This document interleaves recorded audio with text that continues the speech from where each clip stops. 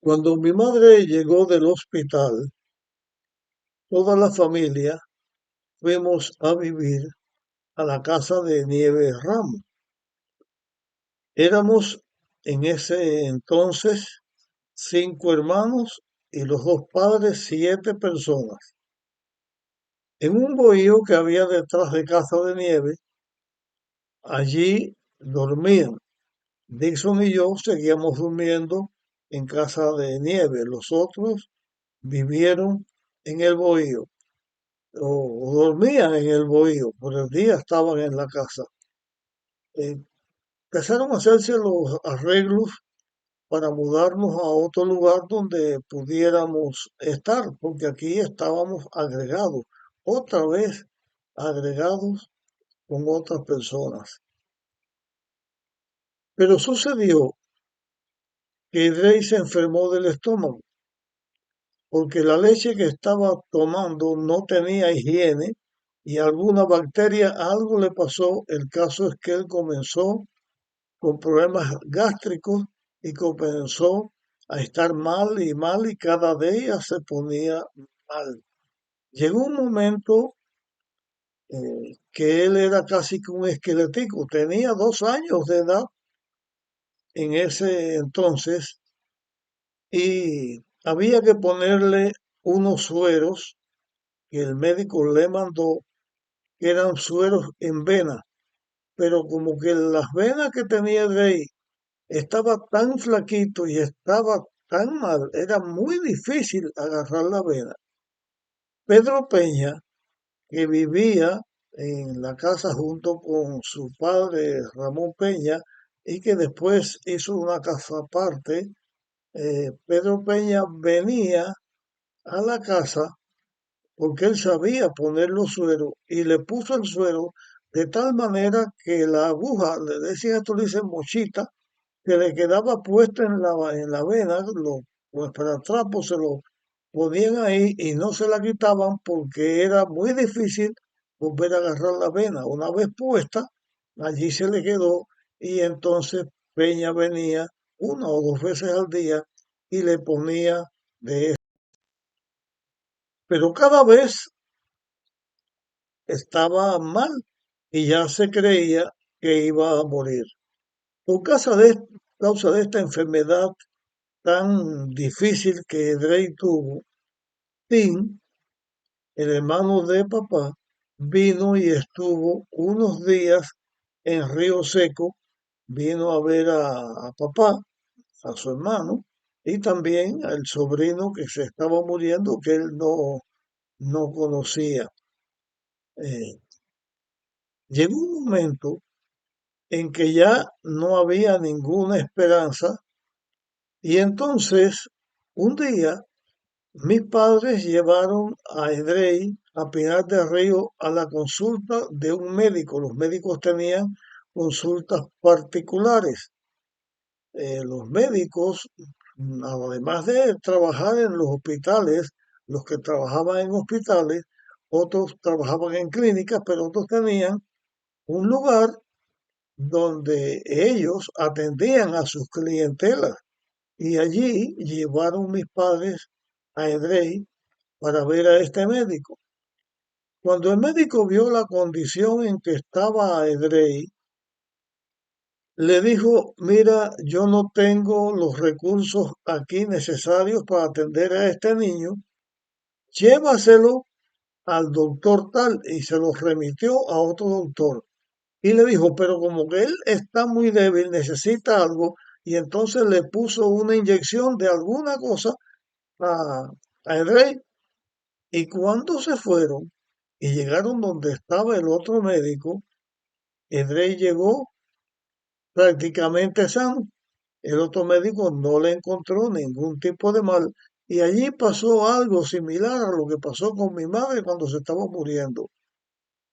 Porque este mismo médico que había mandado o que le había puesto ese medicamento a Edrey, después el mismo médico le dijo a mi padre que él vio que el niño se estaba muriendo y como que se estaba muriendo, él no quiso que se le muriera en la consulta.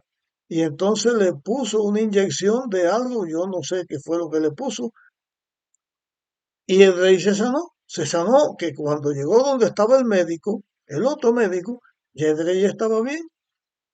Por eso digo que fue igual que mi madre, de muriéndose a bien en el mismo instante. Cuando el rey llegó, o mis padres llegaron con el rey a Casa de Nieve, el rey estaba sano, ya lo único que hizo fue alimentarse en una forma correcta para seguir adelante, pero tenía la situación de que las leches no la toleraban, entonces era muy difícil que pudiera alimentarse. Se probó con leche de chiva, se probó con distintas leches, hasta con leche de yegua, que ya les hablé antes, que Reinaldo, que vivía al frente de la casa, tenía la yegua, aquella que les conté yo, y entonces la ordeñaba y le traía, y esa le hacía un poquito de bien. Pero comiendo otras cosas, el rey se sanó y tuvo buena salud.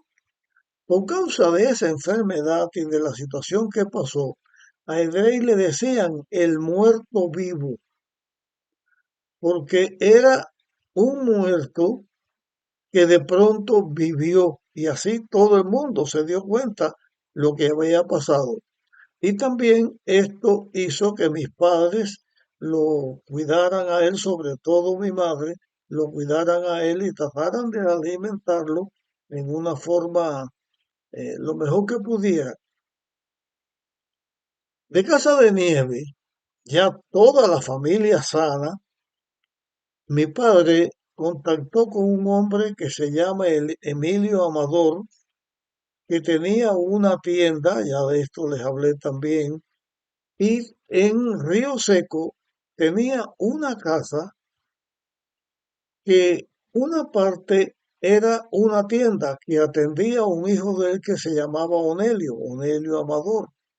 Y entonces la parte que tenía que no ocupaba la tienda, se la rentó a mi padre y en esa casa rentada estuvimos viviendo un buen tiempo. No recuerdo cuán largo fue el tiempo, sé que estuvimos en aquel lugar un poco de tiempo viviendo.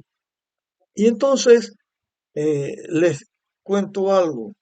Cuando se hacían las cosechas de tabaco y se terminaban de coger las últimas hojas del tabaco, algunos cosecheros dejaban las matas de tabaco sin cortar y esas matas de tabaco comenzaban a echar ramas o hijos y esos hijos crecían y volvían a dar hojas de tabaco.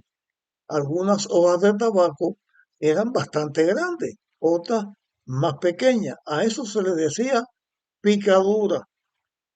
Recuerdo que cuando nosotros llegamos a la casa de que le rentó mi padre a Emilio Amador, Marcelino Álvarez eh, tenía una finca que colindaba con la casa y había tabaco que ya lo habían recogido y tenía mucha picadura, muchas hojas de tabaco que ellos iban a cortar porque esas hojas casi nunca las aprovechaban.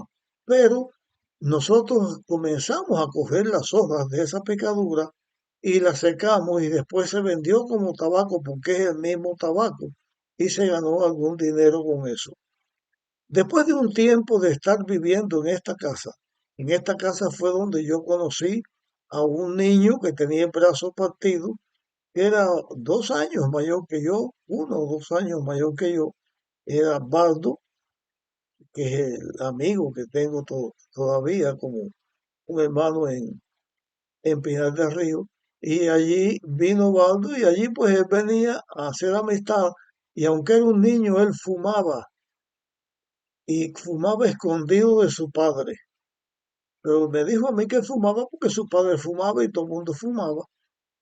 Y así estuvo desde niño fumando hasta su edad adulta. Yo cuando me fui de Río Seco, él fumaba todavía.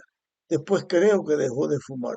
Bien, viviendo en esta casa, mi padre le renta o le compra a un hombre que había puesto una tienda, pero que había fracasado con su negocio. Era un hombre ya de bastante edad, le decían el viejo Gol. Tenía, creo que eran dos hijos, un hijo y una hija, y su esposa, pero él fracasó en el negocio porque tenía su casa al lado y al lado una tienda bastante grande, la surtió bastante bien, pero comenzó a darle fiado. O sea, no le cobraba a la gente para cobrarle después cuando ellos cobraban su sueldo en su trabajo que hacía en el tabaco. Pero la gente pícara le daba nombres falsos y después él nunca pudo poder recuperarse y vendió aquel lugar. Entre las personas que lo estafaban, había uno que se llamaba Juan y otro que se llamaba José. Entonces, este que se llamaba Juan no le dio su verdadero apellido. Le dijo, yo me llamo Juan Seba. Y el otro que le compró junto con este Juan, que se llamaba José, le puso del apellido, yo soy José también. Cuando el viejito iba buscando a Juan Seba y a José también, él decía que apellidos más raros, pero bueno, la gente mala, pues acabaron con el pobre hombre. El hombre le vendió la casa a papá. Esa casa, él tenía esta propiedad, la casa donde mi padre le compró, la tienda que él tenía la arrancó toda la madera y se la llevó para fabricar la casa donde iba a vivir en otro lugar, creo que le decían el Jíbaro, a este lugar que estaba en la carretera de San Juan y Martínez rumbo a La Fe. Entonces, la casa tenía ese cemento que daba con la casa. Tenía un patio detrás donde habían tres, dos matas de mango, una mango amarillo y la otra mango joven, muy malo y que casi no paría, y tenía varias matas de naranja. Al lado había un conuco, un espacio de tierra bastante grande donde se podían hacer cosechas de tabaco y que cualquiera que las sembrara para buscar comida para vivir, pues podía conseguir la comida fácilmente en ese lugar. Pero recién mudado papá para este lugar, en la primera semana que él llegó allí, un día, una noche, día por la noche, llegó una vecina que se llamaba Juana y vino con dos hombres. Uno se llamaba Kiko Vélez y el otro Eduardo Frías. Este Eduardo Frías era un hombre que tenía alguna influencia en Río Seco y era el manager de un equipo de béisbol que había en Río Seco que se llamaba La Corona, que por cierto es uno de los mejores equipos de béisbol que yo he visto en su calidad. Pues Juana le dijo a mi padre que lo que Gol le había vendido a él no era de él, que era de ella. Y era mentira, estaban mintiendo. Pero ella trajo a estos otros individuos para que sirvieran de testigos como que el viejito le había vendido a mi padre una propiedad falsa. Y así se quedaron con el naranjal, se quedaron con la mata de mango, se quedaron con una mata de aguacate que eran morados muy, muy buenos y se quedaron también con el terreno que había donde se hacían cosechas de tabaco y se podía sembrar las cosas para comer. Mi padre, o por temor o por lo que fuera, se dejó robar miserablemente. y se dejó quitar aquello. Yo era pequeño, tenía, ya a esta altura tenía 7 años, 8 quizá había cumplido, pero yo era pequeño y no estaba de acuerdo con eso, pero lo único que podía hacer yo era, y así le enseñé a mis hermanos a hacer también, era coger los mangos que pudiéramos de la mata de mango y coger los mangos, los aguacates de la mata de aguacates de la buena, porque eran nuestros, pero nos los dejaron quitar. Esa experiencia fue una experiencia triste porque esta señora tenía hijas y eran muchachitas como nosotros que crecimos ahí juntos, jugando juntos, como hermanos, no había ningún problema. La misma mujer eh, era una mujer amigable y venía a la casa, pero buscando qué llevarse. En esa casa que vivía Paco, así se llamaba el marido de Juana, esta Juana tenía un hermano que se llamaba Andrés y le decían Café, y este hombre siempre andaba rastreando, buscando por el patio, ver las cosas que estaban malas para robársela. Ese tipo de personas se le decían rateros. Este era un ratero. Él le robaba un martillo que tenía mi padre. Le quitaba el cabo, le ponía otro cabo y venía y se lo vendía a mi padre. Y el padre mío se lo compraba y después se lo volvía a robar, volvía a cambiar de cabo y se lo volvía a vender. Hasta que un día, al fin, mi padre despertó y le hizo una marca al martillo. Volvió Andrés a robárselo. Cuando vino a vendérselo, papá lo descubrió. Lo que debió haber hecho desde la primera vez. Le dijo, mira, este martillo es mío, aquí le hice la marca y bueno, allí no pudo seguirle robando más. Así vivía en este lugar. Los nuevos vecinos que nosotros teníamos ahora, que con el tiempo fuimos muy buenos amigos, era en el mismo terreno donde estaban las matas de naranja, estaba la casa de Juana y Paco y sus hermanas. Un poquito más atrás había otra casa donde vivía una familia de color, o sea, personas morenas. El hombre se llamaba Julio Somonte y los hijos que ellos tenían. Un hijo de ellos, eh, nosotros le decíamos el negrito, no por racismo ni por despectivo, sino fue el nombre con que lo conocí, porque los mismos padres le decían negrito. Él se llamaba Berto, un muchacho muy bueno, era para nosotros también un hermano. Después de esa casa vivía eh, otra familia eh, de una señora llamada Carmen, creo que el hombre se llamaba Julio, eran los padres de Marta, que vivía al lado nuestro, inmediatamente al lado nuestro estaba la casa de Marta. Después el caminito iba a la casa de los Álvarez. En la parte de atrás vivía otro hombre que se llamaba Daniel y otros caseríos que habían por atrás. Al lado del conuco que le quitaron a mi padre, así se le decía pedacito de tierra, estaba el niño Macías con pura la esposa y un muchachito que ellos criaron desde pequeño, familia de ellos, Tomás Inguanzo, pero que él siempre le decíamos macho. Después, en el mismo camino de Río Seco, vivieron distintas personas. Ya hablé de la tienda que mi padre le rentó la casa al lado. Allí vino a vivir un hombre que se llamaba Antonio Remedio.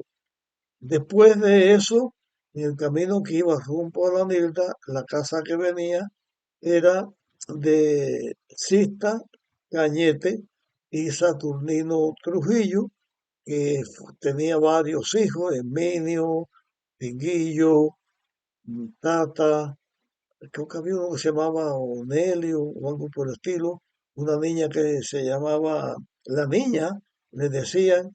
Después de esta casa vivió o vivía el Congo y Caridad, su esposa, que tuvieron tres hijos en este, Honestico lo decía, Rubén, Hugo y la hija que se llamaba Tamara. Y después de esta casa vivió una señora que se llamaba Epifania, con una hija que le decían Nievecita. Después vino una guardarraya que iba para la casa de los árboles y en el camino vivió un hombre que se llamaba Julián Martínez con su esposa Caridad y sus hijos que nosotros nos pasábamos enteros juntos como hermanos, jugando y compartiendo. Vivió después otro que se llamaba Pedro Camero, después hubo otro que se llamaba Polo Hidalgo y sus hijos, y bueno, siguieron las casas. Después de Polo Hidalgo vivía uno que era de apellido Bento, una hija de él, se llamaba Sol Ángel, fue compañera mía en la escuela. Después vivía eh, Leli Bento, Cantito el padre, Mina le decían a la esposa, y otras casas más que vivieron hasta la Nilda. Y en la parte que iba hacia Mazorra, el camino que seguía hasta Mazorra, vivió allí alguien que se llamaba Chichevento, Deisí, Pichichi, eh, vivió Tatavento, y otros más que vivieron en el lugar. Había un parque, había como en ese parque que se llamaba Rafael Morales, en honor a alguien eh, que fue un mambí, un patriota en Cuba cuando la guerra de independencia. Al lado de ese parque o alrededor de ese parque había una carnicería. El dueño era Manolo Bento. Al lado de la carnicería había una tienda de víveres. El dueño se llamaba Joaquín. Antes había en el camino de la casa al parque, a mano derecha, había otra tienda que el que la puso le decían el niño de Lourdes, porque así se llamaba su esposa, y Heladito, hijo de Eladio, el jíbaro, que también estaba en el negocio con esa tienda, y estos eran los electricistas del barrio. Ellos arreglaban todas las cosas eléctricas y tenían que ver con la electricidad que funcionaba en este lugar donde ya nosotros vivíamos, y atendían el cine que estaba en el parque. En el cine había otra tienda que el dueño era, en el cine, en el parque había otra tienda que el dueño se llamaba Juan José. Había para otra parte en el mismo parque una tienda que el dueño se llamaba Mario Tor. Al lado de la casa de Mario Tor había una zapatería, no una peletería, sino zapatería, porque el hombre tenía para arreglar zapatos, pero él también fabricaba los zapatos, fabricaba distintos tipos de zapatos. Era Fernando Tor, hermano de eh, Mario Tor, como ya mencioné. Y después de esta tienda estaba el cine del barrio, el cine que daba películas todos los domingos. Y el parque donde todo el mundo venía a hablar y a tener convivencias ahí. Las personas trabajábamos, yo trabajaba también, en el campo. A las 5 de la tarde soltaban de trabajo, venían a la casa, se preparaban, comían, iban para el parque a hacer cuentos, a hablar, las tiendas venían, había un garito donde jugaban dominó, jugaban billar, hacían bailes. Era, era el lugar céntrico donde las personas íbamos a hablar. Habían distintos equipos de béisbol. Allí nos reuníamos los domingos por la noche para hablar. Los que tenían su novia iban a ver su novia, después venían allí para hablar. Era un lugar de convivencia. que se, que se tenía. En ese ambiente crecí hasta los 16 años, cuando fue el triunfo de la revolución. En el año 1959, Fidel Castro triunfó y este era el mundo que vivíamos en este lugar. También quiero decir que estaba lleno de personas que tenían vegas de tabaco, tenían fincas, porque los que vivían en Río Seco, o en todo el área de Río Seco, Santa Damiana, todos estos lugares aquí, estaba lleno de fincas de tabaco. Unas fincas de tabaco eran propiedades de las personas y otras fincas de tabaco eran personas que le rentaban, eran partidarios de una compañía americana que se llamaba Cuban Land. Termino esta historia aquí, después voy a continuarla explicándole cómo era la vida y cómo era el funcionamiento de estas fincas y de las personas que estábamos. Así que hasta la próxima ocasión.